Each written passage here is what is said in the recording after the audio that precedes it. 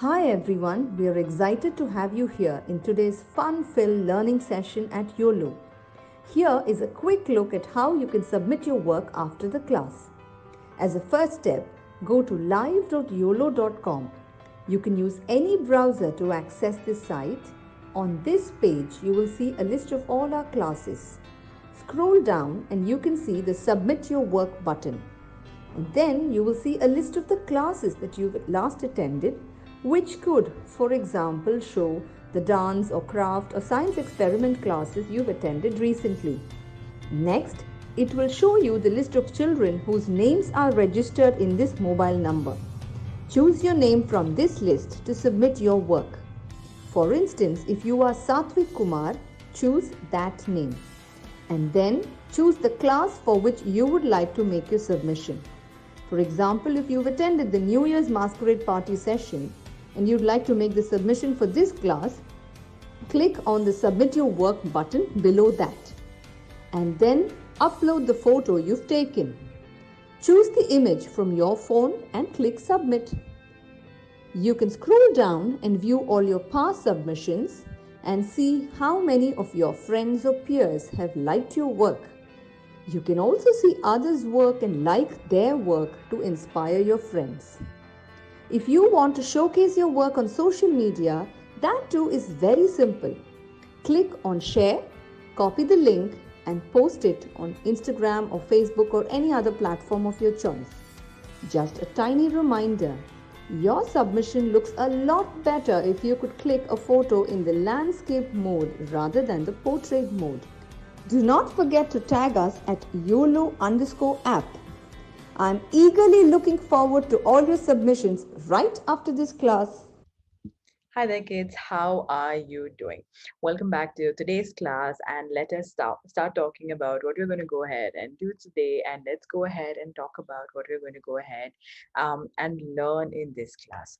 So, this class, like you know, is a general knowledge class. In the last class, we learned all about the universe, which is so fun for all of us to do. We went ahead and painted a picture of the universe and the galaxies and a bunch of comets and a bunch of stars and a bunch of planets, which was really exciting. Now, while I was teaching you a lot about the universe, there are so many instances when the solar system came up, and we were really excited to speak about the solar system as well. Now, talking about the solar system, I always told you that wait up for the next class because the next class is going to be specifically all about the solar system as well. And here we are with today's class. So, what are we going to be learning today? Now, in today's class, what we're going to do is we're going to go ahead and do a drawing or an illustration. Like I told you in the last class, we're going to be going ahead and drawing actually a solar system today with a bunch of sketch pens, as well as I'm going to be teaching you a bunch of facts and giving you a bunch of information about the solar system, which I am super excited about, because I love talking about things and I love sharing about things. And what is the best way to teach if I can go ahead and talk about what we're going to be drawing today, which is the solar system. Now, before we get started with all of the materials that we need today, before we get started with all the facts and before we get started with our picture that we're going to be working with, let us talk about the certificate program that we have going on. Now, the certificate program is a program wherein you go ahead and get a certificate at the end of any course. For example, right now you're going ahead and learning all about the general knowledge course, right? You're going ahead and doing a general knowledge course. Now, what will happen if you go ahead and learn and develop this skill is that you're going to basically get imparted with some certain kind of knowledge.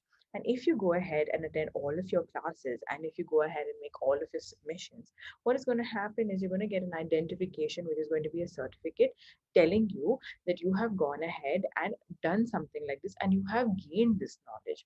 And what you can do with that in the later on or in the future is you can go ahead and provide this to someone and tell them that, listen, this is what I have learned, this is what I have gained, this is what my skill set is. So what is going to happen is it's going to really help you on in the future because you're going to have like an identification. This is what I have learned, which is very important. So that is something that is very important. Another thing that is very important and I wanted to tell you about is the feedback program that we have going on. If you go ahead and get selected as part of that top 10, then you will get a personalized feedback from me. So I please, I tell you specifically, please go ahead and make all of your submissions, because if you go ahead and make your submissions, then I will get an idea of how well you're working with whatever you're doing. Plus, I'm going to go ahead and get an idea of giving you a bunch of feedback, which will give you a further information or further knowledge on what you can improve on or what you can excel on, or it can tell you your mistakes and I can identify them so that you don't go ahead and make them in the future. So very, very important, right? These few bunch of things. So now let's get started with our solar system drawing as well as the facts for today. So first what we're going to do is we're going to go ahead and mark out the list of things that we need, and then we go ahead, grab them, start drawing, and then we do the solar system. Alrighty. So the first thing that we need for today's class is obviously going to be a sheet of paper.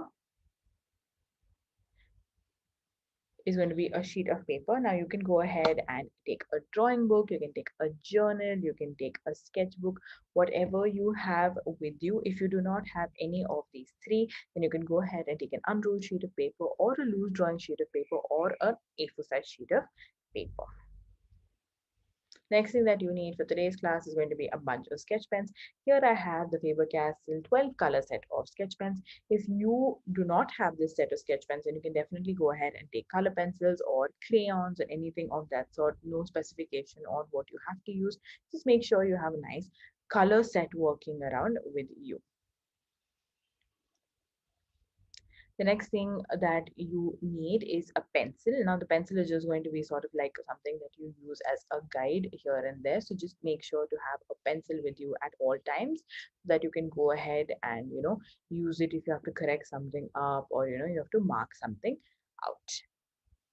So what we're going to do is we're going to go ahead and start with our orange color sketch pen. That is going to be for our sun. So let's go ahead and draw our sun. So I'm drawing a straight line first, and then I'm going to go ahead and do the curve. And what I'm going to do is I'm going to add the heat or the waves of our sun by adding some curved lines like this and just joining that in. So here we have the sun. So what we're going to be doing is we're going to be going ahead and taking different colored sketch pens today and drawing the whole solar system around this sun. So the first step to the drawing was drawing the sun itself. Now, while all of you are still going ahead and drawing our sun, I want to give you the first fact of the solar system, which is that though we have the sun in as the center and our core of our solar system, and you would assume that all the planets that are closer to the sun is going to be the hotter planet or is going to be the hottest planet. Unfortunately and fascinating, that is not what it is. So though we know that Mercury is the closest planet to our sun, that is not which is the hottest planet. The hottest planet of our earth is actually going to be Venus, because it is though it is the second closest planet from the sun, it is really, really, really hot. Its density is 100 times thicker than the Earth's density, and that makes the planet itself heat up so much. So even though Mercury is closer to the solar system, it doesn't get really, really hot, which is really fascinating, right? Even though the sun itself gives out so much heat, there is a planet, because of its internal heat, is more hotter than the sun itself. The sun's the one that is closer to the sun itself. How fascinating, right? I'm so fascinated that I couldn't explain that very well. But that is the fact that we are discussing for the first one, that Mercury is not the hottest planet, even though it's closest to the sun. It's actually Venus, because of how thick and dense the planet is by itself. Now, since talking about Mercury, let's go ahead and draw that out. So first thing before we draw Mercury itself, I want you to take a pencil and I want you to go ahead and draw a bunch of guidelines for all of your planets. So these are going to be your orbits. So now there are 8 planets technically right now because Pluto is not a planet anymore. So we're going to go ahead and draw 8 of these small oval, like half ovals of sorts, semicircles if you want to call them, and we're going to go ahead and draw this all over a sheet of paper. Now take your time doing this. You don't have to rush into it. Don't have to, go ahead and do this fast. Just make sure you have all 8 orbits around. Like you can see in my sheet of paper, my orbits on the sides don't fit in very, very easily, because I don't have enough space to draw a complete orbit. So hence I've gone ahead and done like a small curve on top and a small curve here. You can go ahead and do the same thing. You don't need full orbits in this place. So here this I'm doing with a pencil because we're going to go ahead and outline that with a sketch pen. But before we go ahead and outline it, it'll just be easier if we have a pencil outline. Now, before we move on to going ahead and drawing Mercury, let me give you the second fact of today, or second piece of information of the day, which is that there are rocks on Earth that came from Mars and we didn't really bring them here. So, what does that exactly mean? So, you know how people went ahead to Mars, they went ahead and explored Mars, they figured out whether there's water in Mars or not. There's a lot of study that happens. Mars is very close to us, right? So everybody is trying to research and figure out what is happening in Mars. Now, when they were doing this form of research and all of that, they obviously tested and analyzed the rocks and the soil and everything that was there on Mars. And since they went ahead and did that, they realized there are a lot of rocks and big, big rocks that are there on Earth as well, which have come from Mars. And obviously, nobody in NASA has gone ahead and brought those rocks to Earth, but it's something that has already been part of our soil. So probably there is some mystery behind that. Probably maybe some rocks have flown from Mars and come here. It could be anything that possibly could have happened. Nobody really knows why, but there are rocks on Earth. So at this, now let's go ahead and start with our drawing. Let's go ahead and draw Mercury. So what I'm going to go ahead and do is I'm going to take a brown color sketch pen for this. You can go ahead and take any color sketch pen. Mercury is a really tiny planet. So around the orbit, I'm going to go ahead and draw a tiny circle and I'm going ahead and coloring that in. And then what I'm going to do and do is I'm going to go ahead and draw the orbit line over here.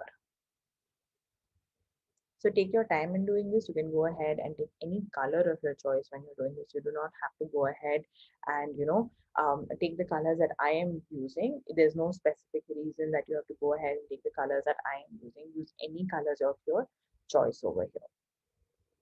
Well done, everybody. I'm looking at everybody's sheets of paper and they're doing very, very well. Excellent, guys. Excellent. Very well done. Good. All right. So now while everybody is going ahead and finishing up their orbit of Mercury, let's move on to the third fact that we have for today. So the third fact that we have for today is basically related to Earth. Earth has a very unique chemical composition. Now, obviously, we know that each planet is made out of chemicals, but apparently, Earth has a very, very unique set of minerals and chemicals and everything that it is made up of. So 90% of Earth's atmosphere and Earth itself is made out of iron. Then it's made out of oxygen, it's made out of silicon, and it's made out of magnesium. So 4 things. So you don't really find this in the solar system anywhere, but this is what we normally find in Earth. And you also have some other sort of chemicals like you have sodium, you have nickel, you have calcium, you have aluminium, and all of these, elements are not really, really found everywhere on all other planets. It's specifically found only on Earth. And the composition of this really helps humans to survive, and it also has things like helium and hydrogen, right? And hydrogen, like you learn all this later on when you grow up a little bit more, if you are in third fourth standard, but it is what helps us breathe, right? H2O is what water is and things like that. So all of these small small things that are there on Earth is a very, very unique system and composition that we have. We don't really have this anywhere on any other planets. Maybe be one or two things here and there, but not everything at one go. All right. So everybody's drawing is looking really, really great. So now let's move on to the next planet, which is going to be Venus, which is our hottest planet, like we discussed. So now here again, take a sketch pen of your choice. You can go ahead and take any sketch pen of your choice. I'm just going to be going ahead and taking a green color sketch pen. Venus is a little larger than Mercury. So I've just gone ahead and done a little bit of a bigger circle to just add a little bit of, like a design to it. I'm gone ahead and drawn a bunch of lines on Venus itself inside the planet. You can go ahead and add in a design of your choice. Whatever design you want to go ahead and add, you can go ahead and add.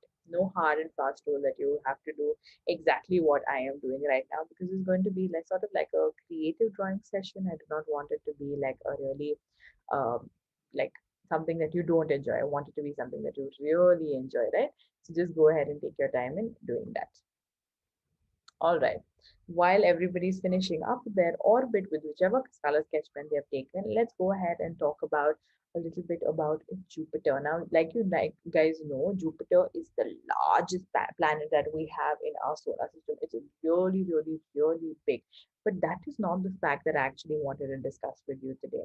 The fact that I wanted to discuss with you today is basically about an ongoing storm that is there in Jupiter. So Jupiter, like a storm, like is basically when there is like wind and thunder and rain and everything that is basically going on, right?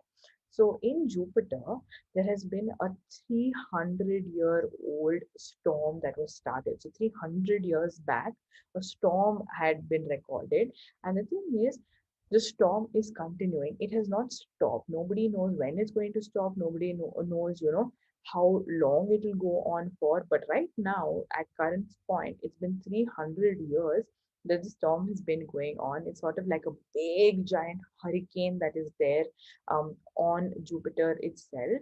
And the wind speed is approximately 270 kilometers per hour, which is very, very fast. We drive at around 40 to 50 kilometers per hour, and this is 270 kilometers per hour. So think about how, you know, fast those winds are, right? Because really, really, really fast.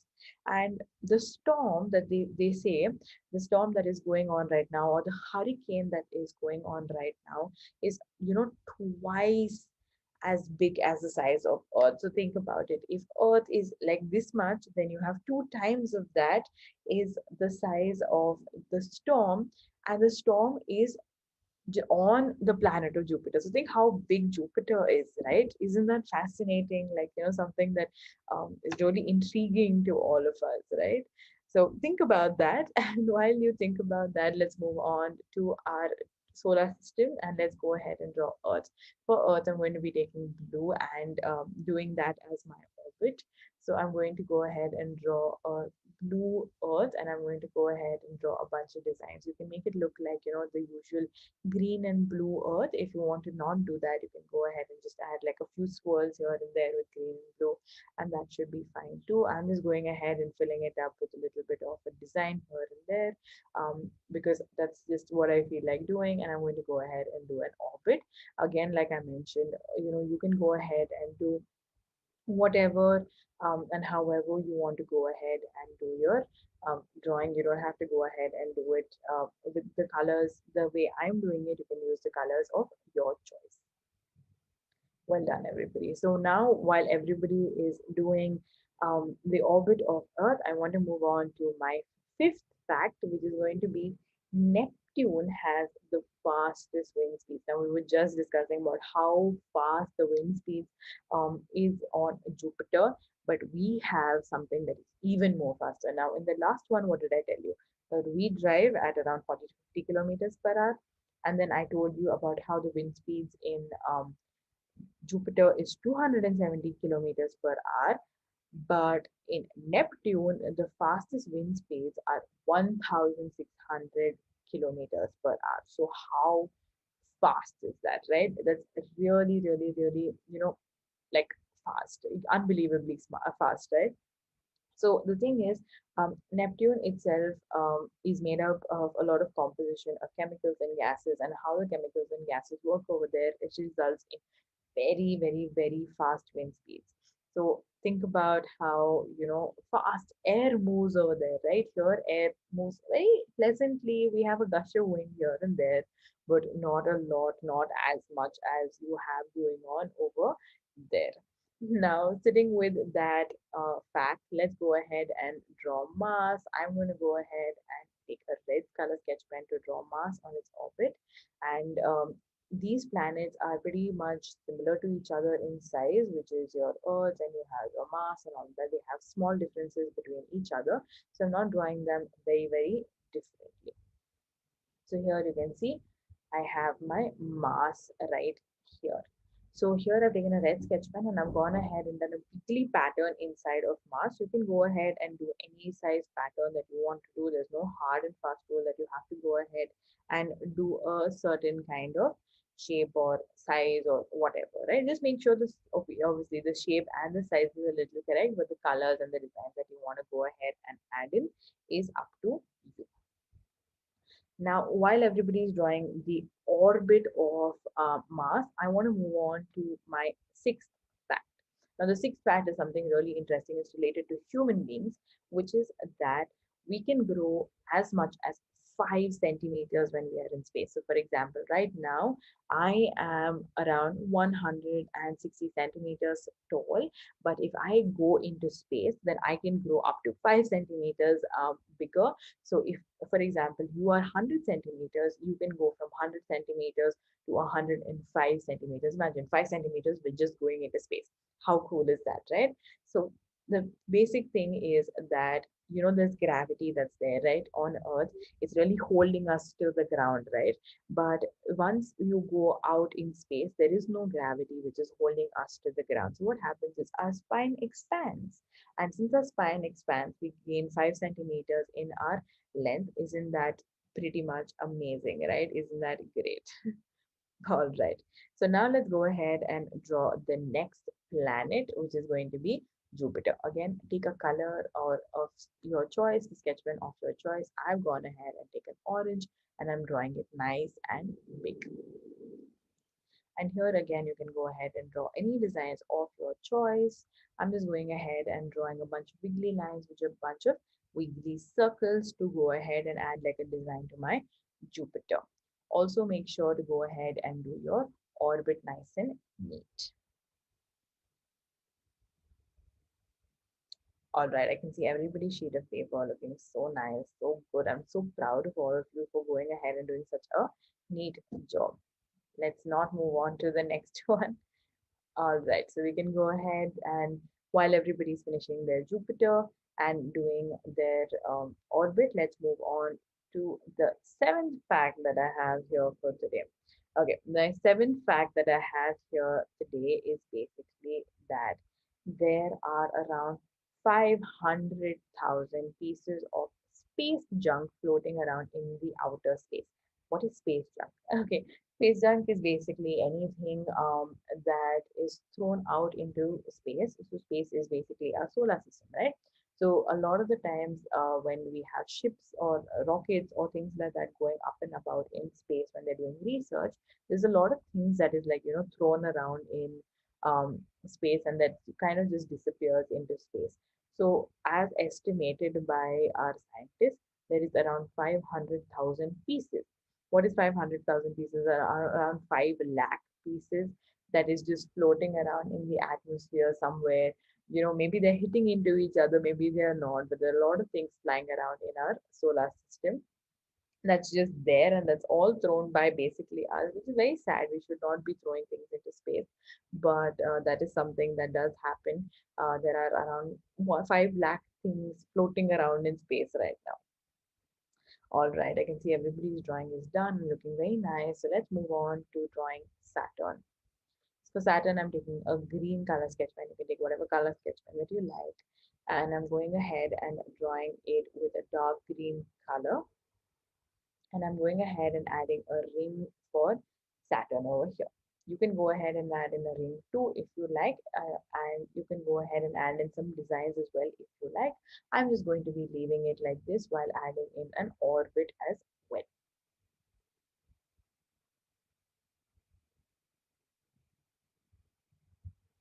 Well done, everybody. I'm looking at everybody's sheets and it's looking so nice. Well done. Okay, good job. So while everybody's finishing up their orbits, let's move on to the next point that I have right here, the next fact that I have right here. Now, the fact that I have right now is going to be my eighth fact that I'm discussing with you, which is basically in the universe or in space, or what you see from our solar system is basically stars, right? You see a bunch of stars in our space. Now, if you count or you put all of those stars together, the number of stars that are there is actually more than the number of amount of sand particles that we have in our beaches on Earth. Think about that. So, if you actually count the number of sand particles that we have on Earth, is actually lesser than the number of stars we have in space. How cool is that? So that means think about the number of stars that we have in space. When we look on top and we look at the number of stars that we have around us, there are more stars on top over there as compared to the amount of sand particles that we have on Earth. So we have so many beaches, right? We have so much sand all around, but still um, so many. So it is estimated that the Milky Way, which is our galaxy, basically has around 200 to 4 billion stars, which is a lot of stars. A billion is a lot, right? So 200 to 400 billion. Think about that. How many stars are there on there outside in space? Mhm. Okay, let's move on to the next planet that we have is Uranus. I'm going to be using a light blue color sketch pen for drawing Uranus, and I'm going to be drawing it right there. And I'm going to be adding like a bunch of designs to this as well. Still sticking to simple lines this time because I just want to do a bunch of simple lines. Also, I'm going to go ahead and do my orbit now.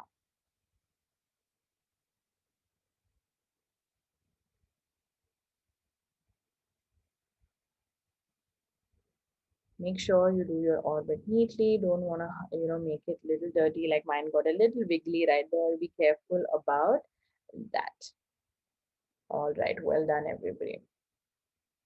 Okay, so let's move on to the next fact that we have right here. Now, since we were talking about the solar system, we were talking about the sun, and it's very important to talk about the sun because it's the center. It is something that holds all of us in place. That's the reason why the whole solar system exists, and we have the beautiful sun over there. So let's talk about the sun a little bit. So the ninth fact that I have for all of us is that the sun takes up the majority of the solar system. So if you think about the whole of solar system, 99% of the mass, that is mass as in the weight of what is there in the solar system, is taken up by the sun itself. So that is how big the sun is. That means the sun is huge, and basically it takes up 99.86% of the total weight of everything. So as if you count all of the rocks, if you count all of the planets, and you count all the stars, and you count all the moons, and you count all the rings, if you count everything and put it in one, it is the sun that is there will still weigh more than what all of those planets and everything combined will weigh. So think about that. How um, big is actually the sun then, right? Yeah. All right, so let's move on to our last planet, which is going to be Neptune. I'm going to be going ahead and taking a dark blue color sketch pen. Actually, I think that's a purple sketch pen. I'm taking a purple sketch pen and I'm going ahead and drawing Neptune right there. Neptune has rings, so I'm going to go ahead and draw a bunch of rings, and I'm going to go ahead and then draw the orbit of Neptune. Now, while you go ahead and draw the orbit of Neptune, let's move on to the next point that I have right here. So now our solar system, something just very interesting about the solar system itself is basically that the solar system is already halfway through its life cycle. So, obviously, like how we age, right? We are 1, 2, 3, 4 years old, 5 years, 10 years, 20 years old. In the same manner, the solar system itself has an age. But what they are saying is that our solar system is already around 5 billion years old, and that is already halfway through the solar system's age. So how, first of all, how old is the solar system already? It's already 5 billion years old, and it will, I think, continue to be another 5 billion years to go before the solar system ages specifically, right? So well done, everybody. I can see that everybody's done such a fantastic job with their drawing, and we went ahead and did a sketch pen solar system work the day. All right. So excellent job, everybody. I'm so happy with what you went ahead and did today. I'm very, very proud of each and every one of you. I hope you enjoyed all of those facts about the solar system that I had for you today, and you enjoyed actually going ahead and drawing the solar system the way we did today. So the submission for today's class is going to be for you to go ahead and click a picture of the solar system you have drawn and upload it. I hope these facts come in use at some point of time in your life, or this general knowledge comes to use at some point of time in your life, where you can go ahead and tell people or share with people. Make sure if you're going ahead and staying at home and video calling your friends, you can give them this information about what you have learned. Just make sure about two things. A is the submission program that we have, that the certificate program that we have. Attend all of your classes and make all of your submissions. That's point one. Point B is going to be to make all of your submissions, and the feedback program, that is, you will go ahead and get a personalized feedback from my end if you get selected as part of that top 10. So make sure you go ahead and do a good job for your submissions.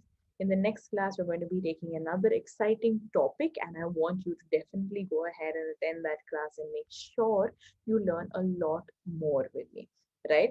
So please make sure to go ahead and submit your work on time, attend all of your classes, and do excellent and do well. Bye bye. Have a look at the submission video for now. Hi everyone, we are excited to have you here in today's fun-filled learning session at YOLO. Here is a quick look at how you can submit your work after the class. As a first step, go to live.yolo.com. You can use any browser to access this site. On this page, you will see a list of all our classes. Scroll down and you can see the Submit Your Work button. And then you will see a list of the classes that you've last attended, which could, for example, show the dance or craft or science experiment classes you've attended recently. Next, it will show you the list of children whose names are registered in this mobile number.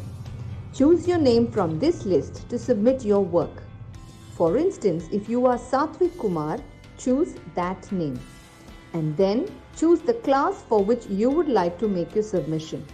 For example, if you've attended the New Year's Masquerade Party session and you'd like to make the submission for this class, click on the Submit Your Work button below that. And then upload the photo you've taken. Choose the image from your phone and click Submit. You can scroll down and view all your past submissions and see how many of your friends or peers have liked your work. You can also see others' work and like their work to inspire your friends. If you want to showcase your work on social media, that too is very simple.